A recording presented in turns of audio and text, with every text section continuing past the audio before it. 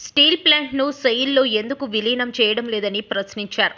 Visakha steel plant ప్రైవేటీకరణపై YSRCP సభ్యులు మండలిలో ప్రశ్నించారు.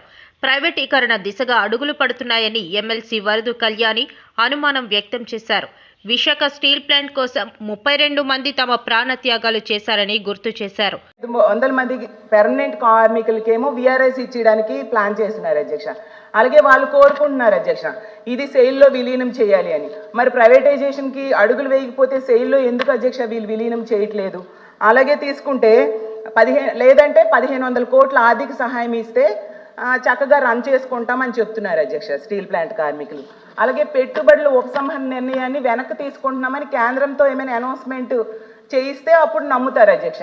మరి వాళ్ళు 1300 రోజులుగా దీని మీద యాజిటేషన్ చేస్తున్నారు అధ్యక్ష. యాక్చువల్గా ఎన్నికల టైంలో చంద్రబాబు నాయుడు గారు, పవన్ కళ్యాణ్ గారు ప్రజలకైతే హామీ ఇచ్చారు అధ్యక్ష మా ప్రైవేటీకరణ ఆపుతామనేసి. స్టీల్ ప్లాంట్ అనేది అసలు ఒక్క ఉత్తరాంధ్ర కాదు అధ్యక్ష, స్టేట్ మొత్తానికి ఆంధ్రప్రదేశ్ రాష్ట్రానికి ఒక సెంటిమెంట్ అధ్యక్ష. అసలు దీనికోసము 32 మంది ప్రాణత్యాగాలు చేశారు అధ్యక్ష. నేను అడుగుతున్నాను, సరే వీళ్ళు లేదు అని చెప్తున్నారు, మరి లేదు అన్నప్పుడు ఈ 1500 కోట్ల ఆర్థిక సహాయం కోసం కేంద్రం దగ్గర ఏమైనా ప్రతిపాదన పెట్టారని అడుగుతున్నాను అధ్యక్ష. ఎందుకంటే కర్ణాటకలో తీసుకుంటే కుమారస్వామి గారు భద్రావతి స్టీల్ ప్లాంట్కి ఏమో 30,000 కోట్లు తెచ్చుకున్నారు అధ్యక్ష. 2 ఎంపీలే ఉన్నారు, మనకి 31 మంది ఎంపీలు ఉన్నారు. కూటమి ప్రభుత్వం కేంద్రంలో కూడా ఉంది అధ్యక్ష. సో ఇది ప్రైవేటీకరణ దిశగా జరుగుతున్న అడుగులను ఆపాల్సిన బాధ్యత ఈ ప్రభుత్వం మీద అయితే ఉంది అధ్యక్ష.